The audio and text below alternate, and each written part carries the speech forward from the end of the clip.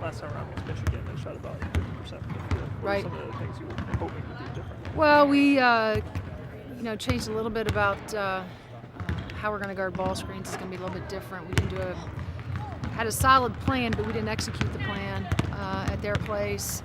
The other part of that was turnovers and bad shot selection, which for them leads to easy runouts. And so our transition defense was poor, but it was poor because we didn't help ourselves. I mean, we put ourselves in a lot of those situations, which led to their runouts. And so we have to do a much better job of, ball security, having ball security, and then our shot selection is going to have to be way better than it was at their place. And I'll say this, we felt like we played really poorly after watching film, but we were still in the game and had a chance, to get it overtime. So I feel really good about tomorrow night.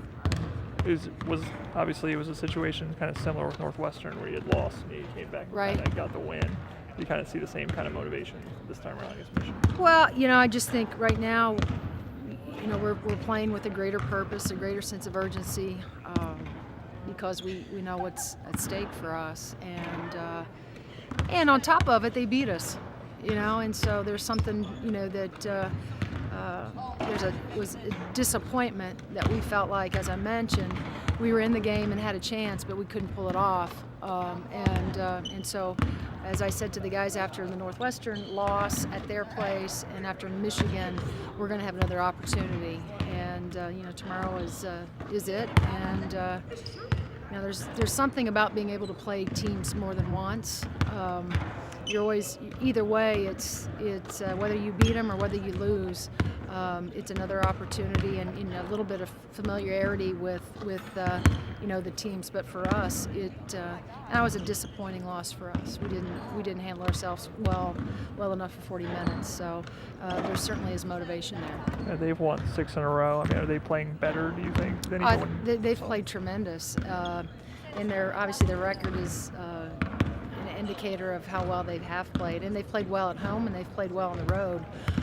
Really, really balanced team. Great defensively. They have shooters on the outside. They have a tremendous 5-man that can score on the inside, and then they have their 4-man and their point guard who just are great pieces that surround those 3 guys that are their leading scorers, and just have a great understanding of what their role is and what their job is. Dunstan's not going to try to, get hers. She's not interested in scoring. She's interested in doing all the things that don't show up in the stat sheet, whether that's tracking down 50-50 balls, whether that's going after offensive rebounds. And then their point guards, she's a senior point guard that's steady, has the ability to shoot it from the outside, but facilitator, understands, what the strength of their team is. And so then they're about 7 deep, and the 2 guys that they bring off the bench understand their role as well. So I think they're just playing with a tremendous amount of confidence. Their chemistry looks really good when you watch them on film, their togetherness. Kim's done a really, really good job with that group. And like I said, it shows in their record. Is it kind of almost, Maryland did the Jones Walker Kimbrough challenge, having Flaherty and foam? How hard is it to defend? Well, then you throw Gondrzick in there too, and she's leading them in scoring. So it's like, pick your poison. And then, Dunstan hurt us at their place just because, just of our activity. We were, and rightly so, tried to pay so much attention to Thome that she obviously got loose a couple times, especially on the offensive rebounds or on the offensive boards. And so it's, again, it's 5 of them or 7 of them that play really well together. I don't know that you can really just pick one kid that you're going to have to do a great job on. You're going to have to do a great job on all of them. So what would the top 25 win do, just not only for your team, but just for, just momentum heading into these finals? Well, there's no question, Sam, that it's going to give us some momentum, but, we talk about a signature win. We thought that was going to be our Florida win in that tournament, and then, Florida has not performed the way we needed them to. for that to look like a signature win. And Michigan they've done their work, and now it's our job if we can walk in here tomorrow night. We have a great I think plan for them, and defensively play as sound as we did against Northwestern. We're going to give ourselves a chance, but to say that it would be a big win. It's going to be a big win for your resume, no question. And you mentioned their shooters earlier, but I think they're maybe a top 5 in the country in three-point shooting. Right. It's just hard, obviously, they can score from there. Just how much does that open up the floor, especially their space? It does, and Thome has, like I said, I think I've said this with Maryland, Bree. It's not like they haven't seen double teams. Thome has seen double teams, and so she does a tremendous job of throwing out of those.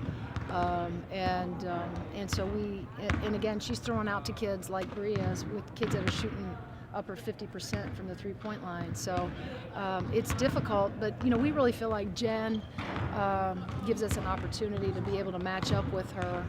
Of course, when Darby and Kem come in, we feel like we're going to have to try to double her up a little bit more, and that won't expose us or make us have to leave those shooters as much, when we're double teaming. So,